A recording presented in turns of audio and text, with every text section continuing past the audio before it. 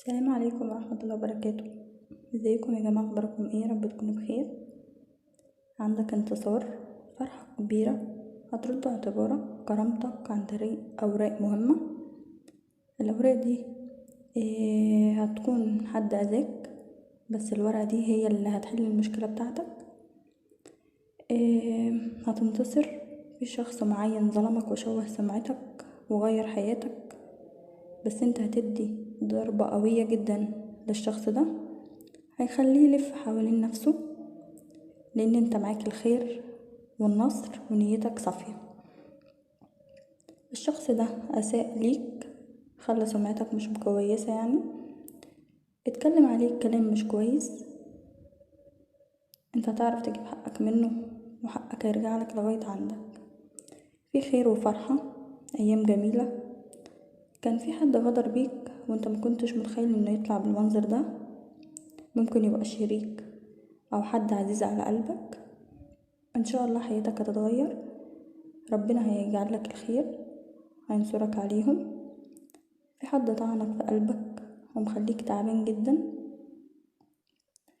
العلاقة فيها طرف ثلاثي من الناحيتين، سواء كان مرتبط او مطلق، المهم في طرف ثلاثي. هتبدأ تغيير نظامك وهتغير من نفسك عشان تطلع اللي انت انتصرت. الشخص ده ظهر على حقيقته، اوضاع كتيرة بينته، هتفضل انت الاحسن، لانه سواء كان طمعان في المال او اي حاجة تانية، المهم هو مش حب، والشخص ده مش بيحبك لذاتك، لانه حب مصلحة. هو قرب منك عشان ياخد مصلحته ويهرب منك بعيد. بسبب هروبه ده عملك حالة نفسية، بس انت هتقعد مع نفسك وتفكر ازاي هتاخد حقك وهتنتصر عليه. انت ربنا بيحبك، لان ربنا لما بيحب حد بيكشف اللي قدامه على حقيقته وبيكشف نوايا الناس اللي حواليه.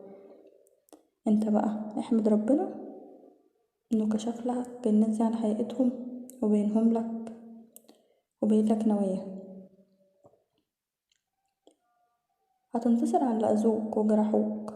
خلي بالك في حد معين مش سايبك في حالك، عمال يتجسس عليك، عايز يعرف اخبارك، بيسأل الناس اللي حواليك على اخبارك. خلي بالك لانه مسلط عليك ناس معينة بيتصلوا عليك بيعرفوا اخبارك ايه عشان يروحوا يوصلوها. المهم الشخص ده هو شخص ندمان على بعضك، وندمان ندم كبير جدا على انه غلط في حقك وعلى الاذية اللي سببها لك، ولقى نفسه غلطان لما استغلك واستغل ضعفك. في تغييرات بسرعة، انت هتتحول من فترة كانت مليانة ضغوطات ومشاكل لفترة كويسة جدا. انت هتدخل على فترات تقرر فيها ان قراراتك كلها تبقى سليمة، وهتدي لنفسك دافع لتحديد هدفك. هتتحدى كل الناس اللي حواليك، هيبقى عندك طاقة وحيوية ونشاط بعد الكسل والخمول. والأمور اللي كانت مليانة صعوبات والقرارات اللي كنت بتاخدها بسرعة، لا، كل ده هينتهي.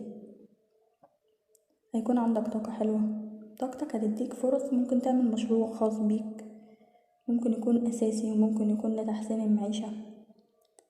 هتلاقي فيه تغييرات وهتسمع أخبار حلوة. انت عارف العلاقة دي انت اللي كنت صاحبها وانت اللي كنت متمسك بيها. هيكون في اعتذار، يا ترى انت هتقبل ولا لا؟ حريتك انت، متخليش حد يتدخل في حياتك عشان حياتك ما تتدمرش مرة تانية. حاول تشوف انت هتسامحه ولا لا. خلي بالك في حقيقة بتتلون على كل لون، هي دي السبب في التغييرات الشريك، وهي دي السبب في انه يعرف حد تاني غيرك، وهي برضو السبب في الخداع اللي حصلك وانت داخل على مرحلة مواجهات، لان الحقيقة دي كلامها كتير وبتاخد منك الكلام وتحطه بكلام تاني خالص. الايام اللي جاية دي انت هتحتاج لشخص معين او هتلجأ لشخص معين انت خسرته من زمان، برضو كان السبب في خسارتك الشخص ده هي الحية دي اللي حواليك، اللي عايزاك تبعد عن اي حد عشان بتستغلك. في ظهور حقيقة، في مواجهات، في مكالمات هتنتصر علشان هتظهر نية الناس اللي حواليك. والحية الخبيثة دي اللي معاك على طول هي اللي خربت الدنيا ودمرت حياتك، وحقيقتها هتبان لانها منعت فرحتك، وكمان استكترت عليك الخير اللي ربنا بيبعتهولك. عندك انفراجة قوية في حد هيجيب لك شغل معين، وظيفة كويسة، فلوس، رزق، عموما في انفراجة قوية. وضعك هيبقى احسن من كده لان ربنا هيجيب لك حقك من ناس ضروك، اذوك، دمروا حياتك بشكل كامل. كانوا شايفين ان الخير اللي ربنا بيبعتهولك ده كتير عليك ومستخسرينه فيك، عاوزينك تبقى دايما في النازل. انت كسبت حاجات كتير هما عينيهم فيها، بيحسدوك عليها، بياكلوا من خيرك ويطلعوا يتكلموا عليك. المهم انك فوض امرك لله واستعين بيه.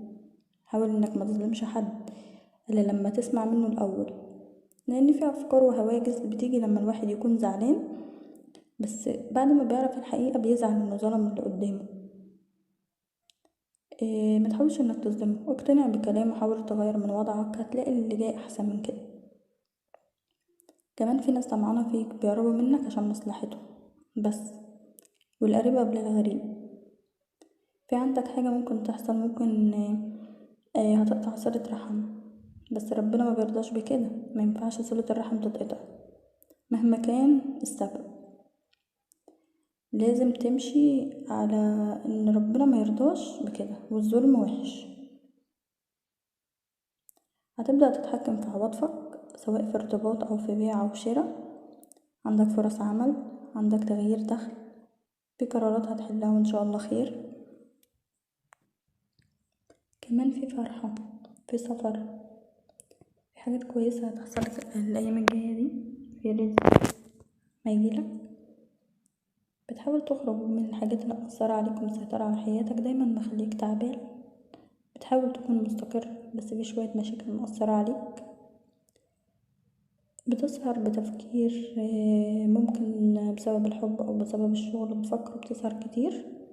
كمان ممكن يكون تفكيرك بسبب ان حد بيتكلم عليك والكلام ده بيوصلك، علشان كده انت زعلان جدا من اللي بيحصل.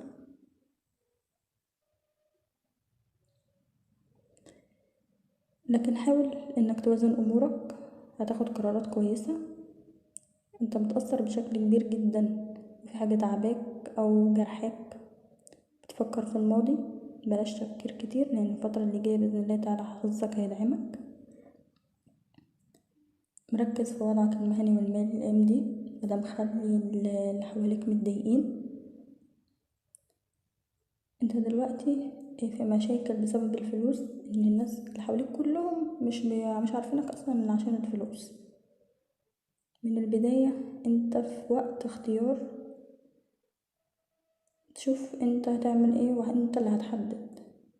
ممكن يبقى مش فارق معاك، ممكن يبقى فارق معاك. شوف تفكيرك، لان انت الفترة دي متراقب جدا، انت اكتر فترة انت متراقب فيها. هترد اعتبارك، هترد كرامتك. اي حد يتكلم عليك كلام وحش هتوقف عنده حده. واللي ظلمك وشوه سمعتك لازم تجيب حقك منه. هتاخد حقك منه، هتديله ضربة قوية جدا عمره ما هينساها في حياته. معاك الخير والنصر عشان انت نيتك صافية وربنا بيحبك. وطالما ربنا بيحبك بينلك الناس اللي حواليك وشوشهم عاملة ازاي، أقنعة مختلفة جدا غير اللي انت تعرفها. الحاجات دي خلتك تصدم، بس في خير وفرحة وأيام جميلة هتجيلك الفترة اللي جاية بإذن الله تعالى. والشخص اللي غدر بيك ده وانت مكنتش متخيل انه يطلع بالمنظر ده، ممكن يبقى شريك، ممكن حد عزيز على قلبك. ان شاء الله هيظهر على حياته وحياتك هتتغير، وربنا هيجعل لك الخير وهينصرك عليهم. المهم خليك عارف ان هو مش حب، وما كانش بيحبك، لا ده حب مصلحة، لانه قرب منك عشان ياخد مصلحته ويمشي. بعد كده خلاص بقى هو خد اللي هو عايزه منك. انت بقى نفسيتك هتتعب، هتشيل، هتبقى زعلان طول الوقت، انت اللي هتضر نفسك. السلام عليكم.